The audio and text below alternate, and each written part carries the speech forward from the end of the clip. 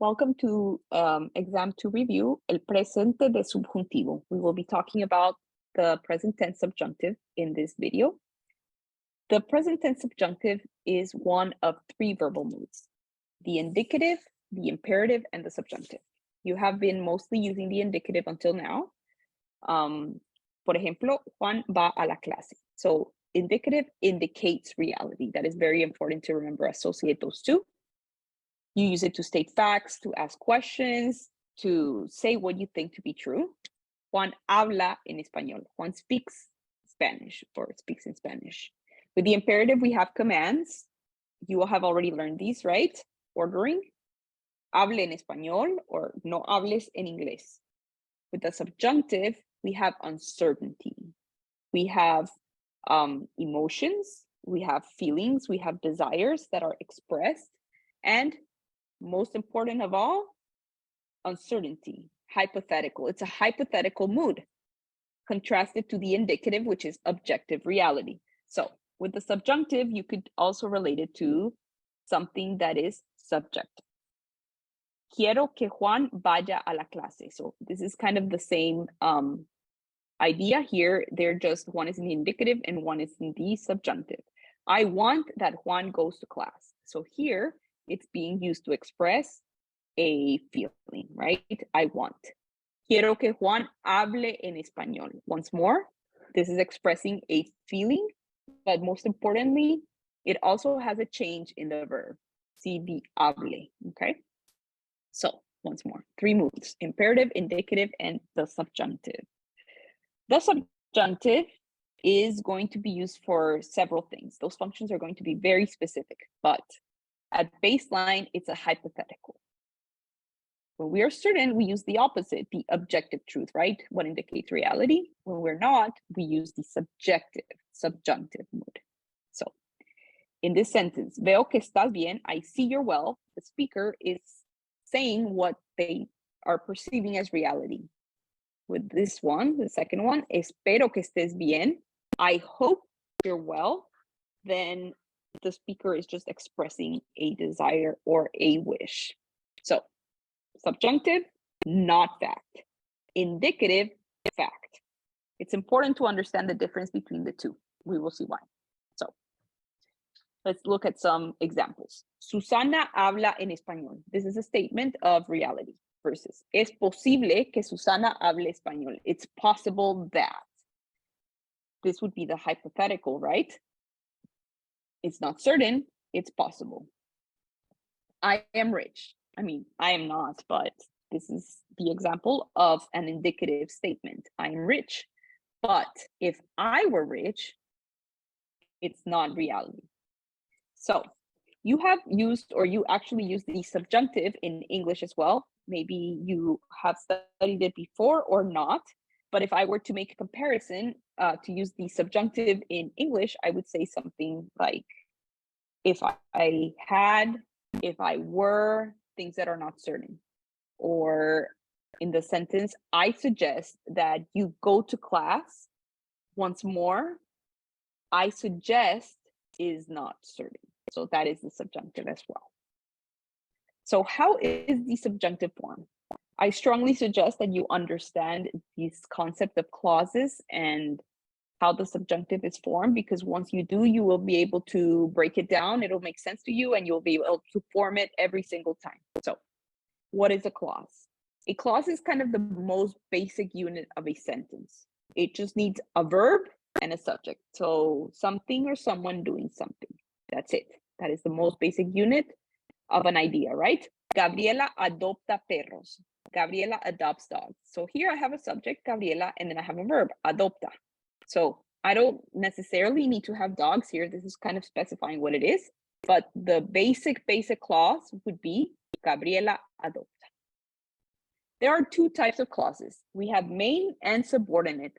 The main ones express the idea that control the subordinate one. It makes sense, right, in the name. And the subordinate or the dependent one depends on the main one. So you can also think of dependent and independent. In this example, yo sé, this is a clause right here. I have a subject, yo I say no, and a verb. Then I have que, which is the connector, just a conjunction. This is uniting the two. Esta impresora no funciona. So this is my secondary clause that would depend on this one for it to express that complete thought. So there are two types of sentences, simple and complex. With a simple one, it's very similar to just that basic clause. It's just one conjugated verb. Por ejemplo, vienes a la fiesta, right? Only one verb. I'm not saying that there's nothing else in it. It's just basically one clause. Vienes a la fiesta. Vienes would be the verb, right? Alicia está en casa. We have a verb here too. Simple sentence. In a complex one, I have two or more clauses. So if you remember, a clause just has a subject and a verb. So if it has more, then it would have a different subject and once more, another verb. Yo sé que vienes a la clase. So I have one verb, I have a subject, and then I have another verb and another subject because vienes is two, it's implied. I know that you're coming to the party. Miguel piensa que Alicia está en casa. Miguel thinks that Alicia is at home. Once more, two subjects and two verbs. So that would be a complex sentence. How is the subjunctive form? So now that we have clear what clauses are, we can see that the subjunctive uses complex sentences because it has a main clause and a dependent clause. So the main clause will always be in the indicative, and it will have one subject. And then it will have one of these expressions that trigger the subjunctive, which were what I was just saying: wishes, desires, hypothetical, doubt, denial, all of those things. And then we have a dependent noun clause. This one depends on the main one, right? And I have a different subject and a verb in the present subjunctive. So let's see here. Yo, first subject, quiero, I want. This is one of those weirdo expressions. Que, I have a connector. And then I have a new subject, usted. So therefore, I have the subjunctive, hable en español. So to be able to construct this and use a subjunctive appropriately, you have to understand the series of requirements for the subjunctive to actually happen. Because there could be the same construction of complex sentences, but it would not necessarily be the subjunctive. So in order to form the subjunctive, it has to be found in the subordinate, but it also needs to have a main clause that expresses one of those weirdo verbs and a different subject. So these are these weirdo expressions. These are very useful. You're going to know them by the time you're done with this. So wishes, right? Emotions, impersonal expressions, requests, doubt, negation, and ojalá. All of these trigger the subjunctive in the secondary or subordinate clause. So first requirement, primer requerimiento. I need to have a first subject in the indicative. And I also need that to be one of these triggers. So first example, I want, quiero. It is in the indicative. Then I need to have a conjunction. It's always going to be que. And I have to have a different subject, right? And the verb in the subjuntivo. I want you to work tomorrow.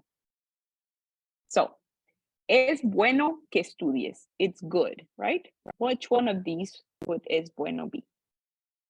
I think it's kind of just giving an impersonal expression. It's not saying anything, it's just saying, or it doesn't have a particular person speaking this, but it's a general statement. But I have a different subject here, que estudies. Me alegra. This one would be one for wishes. No, sorry, emotions. Emotions, right? I'm glad. Que, I have a que, and then a new subject, tengas, which would be two, right? According to that conjugation. So always identify first subject, the indicative, a que, and then a second subject that is different from this one. And then I will have the subjunctive. If I don't have all of those, then I could have two verbs together, okay? So there is something that is known as a verbal phrase or perifrasis verbal. And this happens a lot in Spanish. And what it means is you have two verbs together that express one idea or that function as one. When this happens, the first verb is conjugated to the person, to the subject, and the second one is not. It's an infinitive. You have already used this in other ways. Quiero ir a la fiesta. So here I have the first verb that's conjugated to yo, and then the second one will always be in the infinitive in these cases. Because in here, we only have one subject. Necesitan estudiar para el examen. They need to study for the test. So there is also only one subject and there's two verbs together. Therefore, the first one is conjugated and the second one is an infinitive because, once more, there is no change of subject. So, es necesario estudiar. So notice that all three of these are actual weirdo triggers, but it's not triggering the subjunctive because there is no different subject. Let's practice. Practiquemos. So I have a weirdo expression here. I want, yo quiero, and I have a subject. Then I have a verb here. So another verb, and then Europa. Do I have a second subject? I don't. Do I have a que? I don't. So therefore, this verb will be in the infinitive because it will be that verbal phrase, perifrasis verbal. Yo quiero viajar a Europa. So it doesn't matter that I have a weirdo expression here. If I don't fulfill the other conditions, the subjunctive is not used. Opposed to quiero que ellos. So you're always going to find this secondary subject or different subject after the que. So that's another tip. Quiero is the first subject, then I have a que, and then I have another one. And I have a verb, of course. So this is once more, quiero isn't a weirdo expression, right? So, quiero que ellos viajen conmigo a Europa este verano. I want that they travel with me to Europe this summer. This is an expression of a wish. It's not certainty. What are those subjunctive triggers? So, once more, you're going to see this acronym a lot. In the first clause, you have one of these, then you have a que, then you have a change of subject, and you have a verb in subjunctive. So, es increíble que ese cuadro sea de Paul Klee. So let me go through the list. Es increíble. This is an impersonal expression. We're going to look at that in more depth in a few minutes, but for the purposes of this right now, it's a general statement. It doesn't have to be a particular person saying it. It's just, a blanket statement. But I have a que, and then I have a change of subject, which is Paul Klee. Es increíble, it's incredible que ese cuadro sea de Paul Klee. Ella quiere, she wants, que yo trabaje in Applebee's. Two subjects, a weirdo expression in the first clause, and the verb is subjunctive. Es necesario, it is necessary. Another impersonal expression, que, and then I have ustedes. This is a particular subject, right? Subjuntivo, estudien. Me alegro, that is an emotion. Me alegro de que Guillermo del Toro sea. So after this que, I have the new subject. Dudo que Ana hable en clase. Doubt, I doubt. Very specifically, not the indicative, the opposite of that. And then I have a change of subject here. Cómo se conjuga el presente de subjuntivo. So the good news here is that you already know how to do this if you can form negative and formal commands. It follows the same steps. So with regular verbs, and this is said in the sense of regular and irregular. So you don't have to worry about the other stuff. With regular verbs, you follow a series of steps. You change the verb, the infinitive verb, to yo form. For example, por ejemplo, hablar, hablo. Then you change the ending of the verb according to the persons or the subject that you're conjugating in. So if it's nosotros, then I'm going to change it to what is actually the opposite endings, okay? So we're going to look at that here. With AR verbs, I'm going to use ER and IR verb terminations. or endings, and with ER, IR verbs, I will use AR verb termination. So they're opposite endings. So these were originally these endings, and these were these, but with the subjunctive, we do not follow the regular, right? We just use the opposite ones because they express uncertainty in Spanish. It's very much uncertain. So the personal endings of the present subjunctive are formed with the opposite vowel. But you do have to conjugate to your form first, so you don't have to worry about the irregular, the stem changers. So the steps, once more. AR, ER, and IR verbs here. Número uno, change to yo form. Yo. Yo descanso, right? Then this is an AR verb, descansar. So I'm going to look at the ER ending, E. Descanse. Hacer. So notice that hacer is one of those that has that stem change, right? This change here, because this is the infinitive hacer and it changes to a G, right? So the first step is to change it to your form, so I don't have to worry about any of those rules. All I have to change it to your form, present tense, indicative. Then I will change it to the opposite vowel because hacer is an ER. So it'd be haga for the AR endings. And all of the persons here are reflected. Tú hagas, usted, él, ella haga, nosotros hagamos, vosotros hagáis, ustedes hagan. So these are all the opposite endings, right? Ir, salir. This is one that also changes, right? The spelling, but I don't have to worry about that because all I'm doing is change it to your form first. Yo salgo, then I change it to whatever persons there are, right? With the opposite endings. Salga, tú salgas, usted salga. Also notice, fun fact, that first person and third person is the same conjugation. So you don't have to worry about which one is right. You will get that freebie if you happen to be using one of the two. So what about the stem changing verbs? Like I just said, they show the same pattern, right? As in the present indicative. The only change is with nosotros, that one does not. So volver. We also know that volver in first person yo is vuelvo. So then that already is making the same change for me, right? And all I'm doing is just opposite endings. Vuelva, tú vuelvas, usted vuelva. Once more, third person and first person are the same. But here, the stem doesn't reflect. So all you just have to remember is the infinitive. Volver, nosotros volvamos. For pensar, it's the same thing. One of these do change, but they're already reflected when you change it to your form. Yo pienso, and then yo piense, tú pienses, piense, but with the nosotros ones, it doesn't reflect that change. It's just like the original, just pensemos.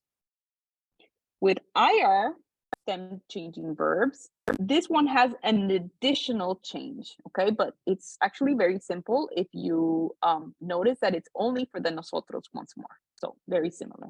So remember, sentir would have that change, right? E to IE, right? But once more, I change it to your form, so I don't have to worry about that. Yo siento, and then the endings, right? But then in the nosotros, it will stay with this change, right? So this is also done in the indicative present tense. If you already know that, you already are able to do this. Dormir. Now this one is a little different, right? Duermo already reflects that change, so I just have to take the endings. But here I have durmamos. You already learned this in the past, okay? So this is not new. This is kind of like the guide. How about the verbs that end in sar, gar, and sar? They also have the same change in the present subjunctive. But you already know this if you are doing it in the negative to commands and also in the preterite of yo form for these verbs. So buscar is the C changes to the Q, U. So all I would have to do is just leave the root, replace that C with this Q, and then take the opposite ending. This is an AR verb, opposite endings. So the same applies for all of these. What are the irregular verbs? These have to be memorized, but there is an acronym, just like with negative and formal commands, besides verbs. Ser, ir, dar, estar, y saber. To be, to go, to give, to be but in a temporary state. This is more of a permanent one, and to know. So sea, seas, sea, seamos, sean. Notice first and third person singular are the same thing. Yo and usted. See? Vaya, vayas, vayamos, vayan. This one has to have an accent. Okay? Des, demos, den. So do you notice a similarity here with the irregular to, with the irregular to negative commands? Let's look at how to form the subjunctive with these triggers. ¿Cómo identifico el subjuntivo? We have already been doing this, but always follow these 3 checks. Trigger word, one of those weirdo expressions, que, and change of subject. So now we're going to look at 3 different triggers for the weirdo expressions. We're going to look at verbs of influence. They're considered kind of like wishes, right? And other things. We'll see. The point is with this trigger, with these weirdo triggers, the subjunctive in the main clause, so the subject, the first will, if you think of it that way, the first person or the first subject wants something to be done in the second one. We have these expressions. Esperar que, insistir en que, preferir, querer, aconsejar. All of these, notice that they are to hope that, to insist. They are verbs of influence. They express a certain influence, even wishing. So first, in these constructions, I have an expression of influence in the first clause, in the independent clause, and in the indicative. Then, in this example, yo quiero. I'm going to be using yo quiero a lot because it's actually one that people use very frequently and it's very simple to understand. Yo quiero que. This is also a verb of influence. See it here, querer que. Then I have a dependent clause. The second subject will be a subjunctive verb as well. So, trabajes, right?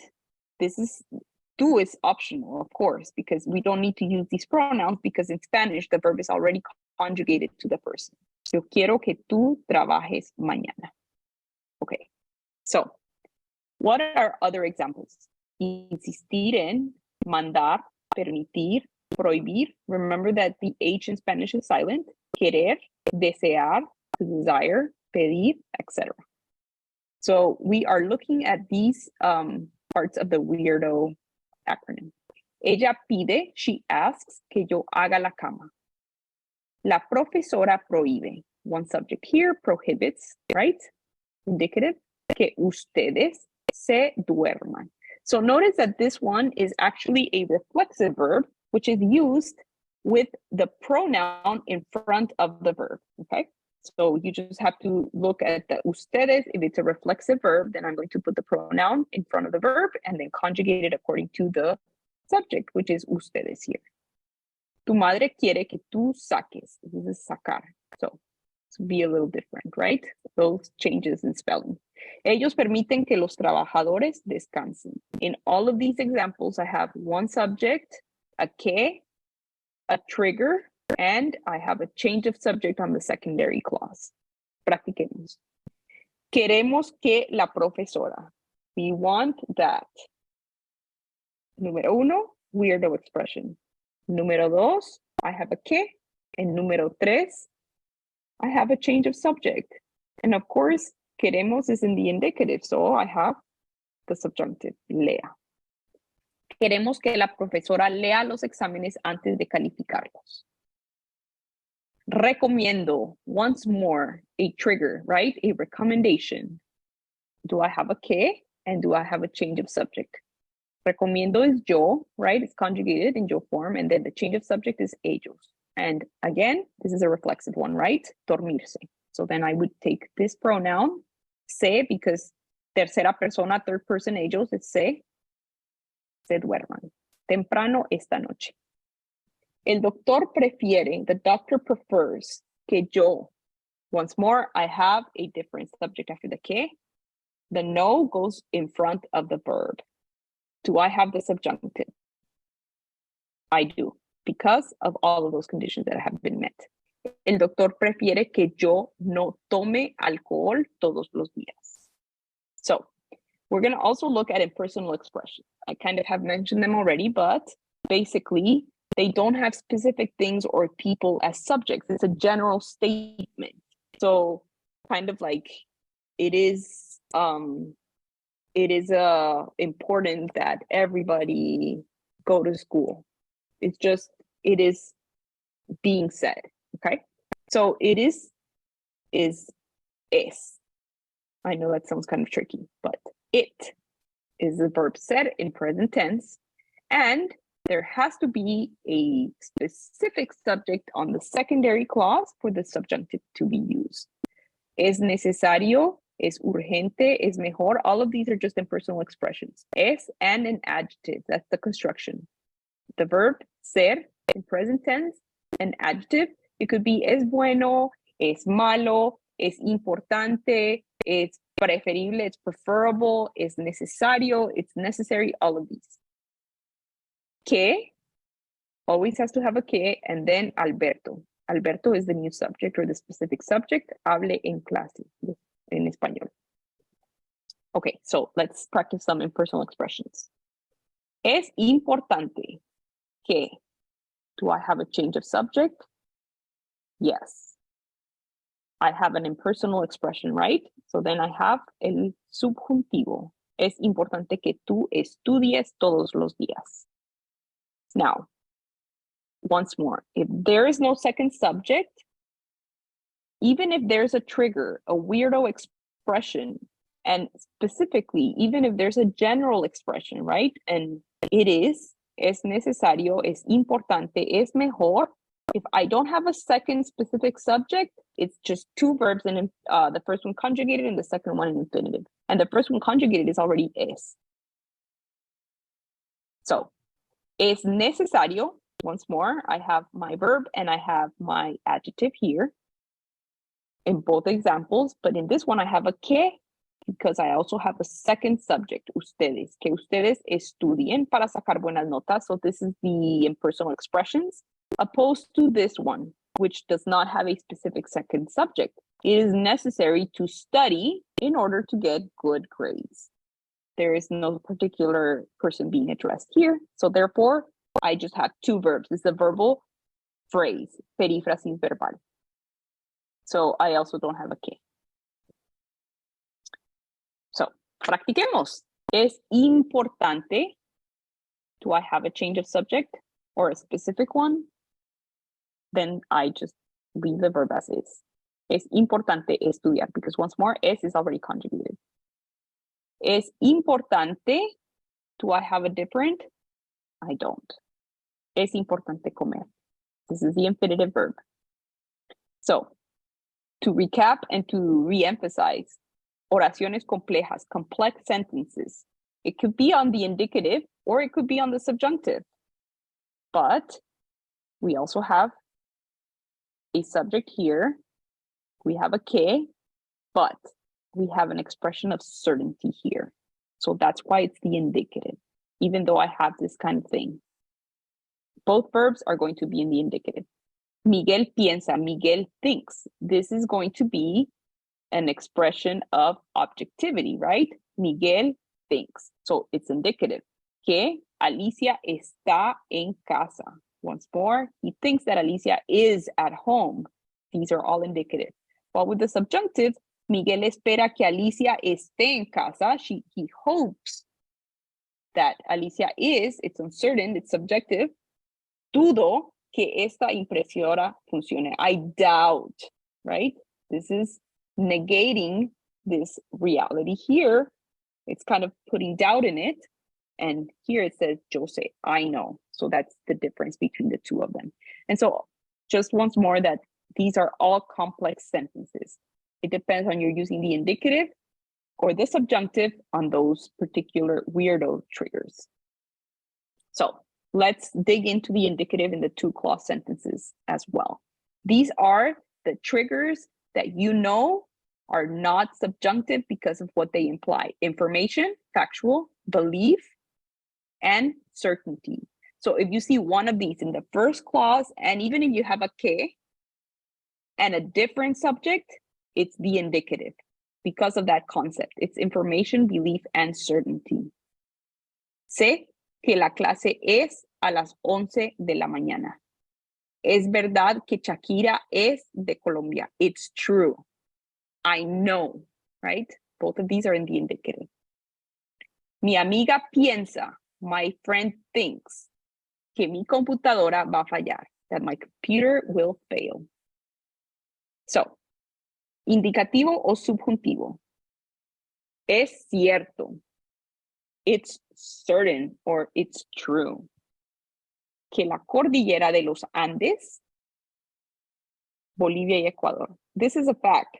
So is it in the indicative or will it be in the subjunctive? Es en el indicativo because it's providing information, right? So then I conjugate into the indicative, cruza. Es mejor que nosotros. This is an impersonal weirdo expression. I have a que and I have a specific subject, nosotros, right? Because this one is just a general statement. So therefore I have el subjuntivo. Apaguemos. Es mejor que nosotros apaguemos el celular a la hora de comer. La directora prefiere que, sujeto número 1, prefiere, weirdo expression, que, and a change of subject. So this verb would be en el subjuntivo. Almorcemos. En la oficina. Pero yo prefiero. So now I have a different construction here. I have a trigger. I have a yo, but I don't have a change of subject. So I have the infinitive. Pero yo prefiero almorzar en el parque.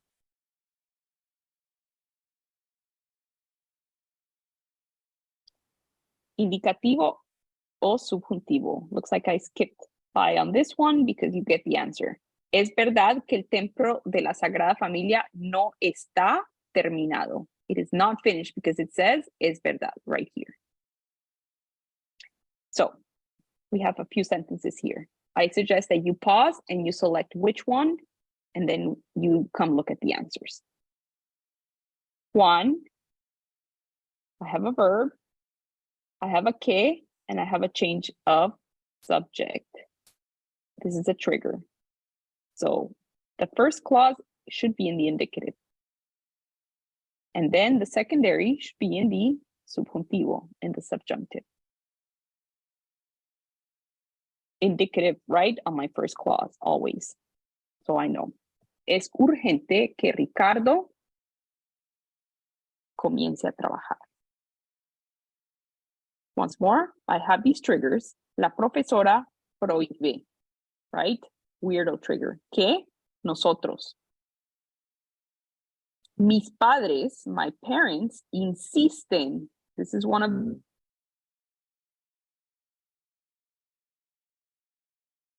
So I have a change of person.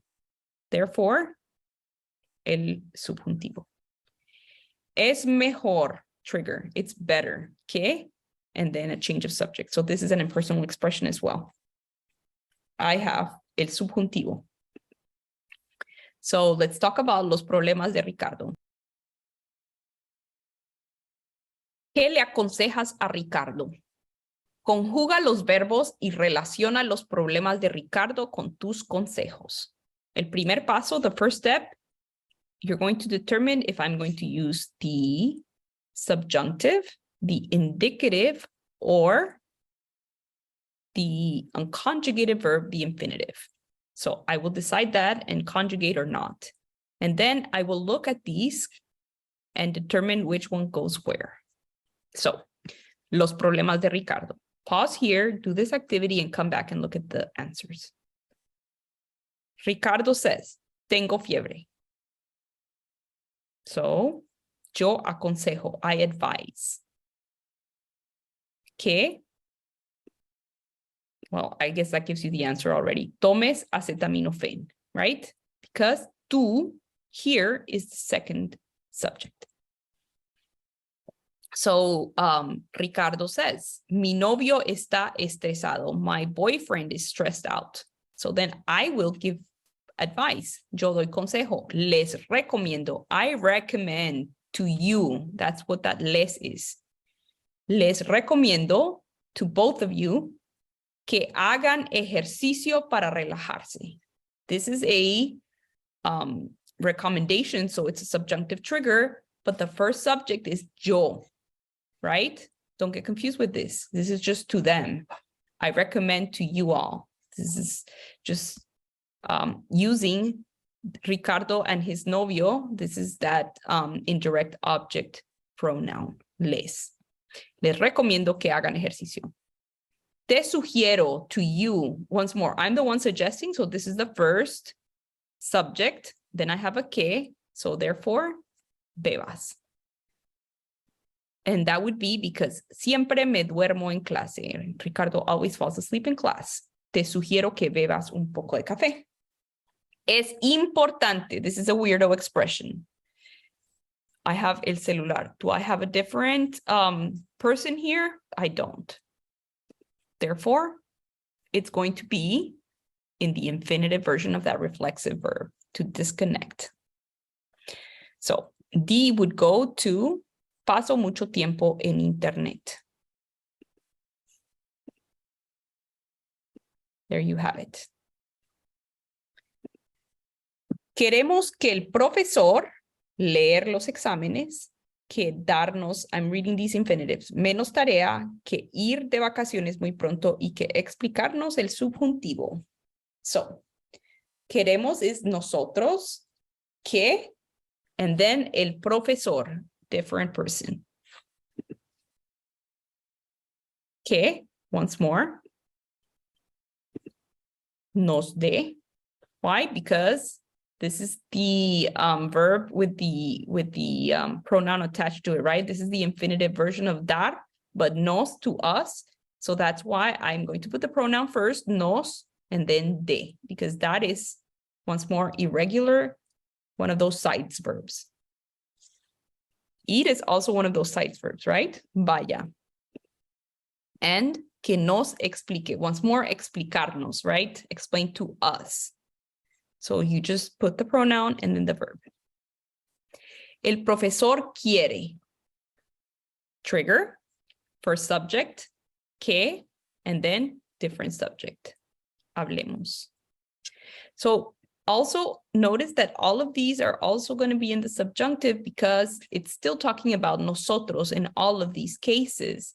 And the first part of this was the first subject. So therefore, all of them apply. So that indicates to you that complex sentences, the structures we have been looking at is just the basic level of it. It's kind of like the building block. It could work on its own, but also it could just be part of an entire whole train of thought, like seen here. Es importante que estudies el subjuntivo antes del examen. Buena suerte. I hope that you will do well.